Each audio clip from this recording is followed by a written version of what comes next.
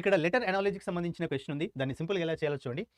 Hunter which representing as hunter S6MG22 ఐగా represent చేశాను. Okay, so H and S అనేటువంటివి opposite letters కదా, but U అనేటువంటి sixth letter కాదు.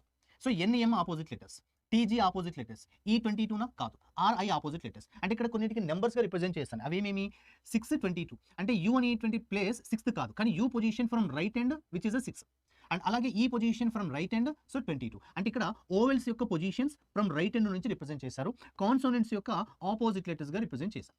అంతే. ఇక్కడ మనకు కావాల్సింది డిజైన్ కాబట్టి సో డిఈఎస్ఐజిఎన్. ఇక్కడ ఈ పొజిషన్ నెంబర్గా రిప్రజెంట్ చేయాలి. ఓవెల్ ఫ్రమ్ రైట్ హ్యాండ్ ఎంత అవుతుంది 22 అవుతుంది.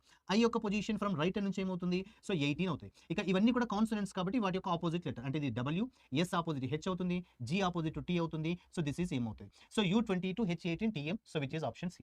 సో ఇలాంటి క్వశ్చన్స్ చేయాలి అంటే ఖచ్చితంగా మీకు ఆల్ఫాబెట్స్ యొక్క పొజిషన్స్ అండ్ ఆపోజిట్ లెటర్స్ పర్ఫెక్ట్గా తెలిసి ఉండాలి. సో అవి బాగా ప్రాక్టీస్ చేసుకోండి. సో మరిన్ని ఇలాంటి షార్ట్ వీడియోస్కి సబ్స్క్రైబ్ అడా 24/7 Telugu YouTube channel. Thank you.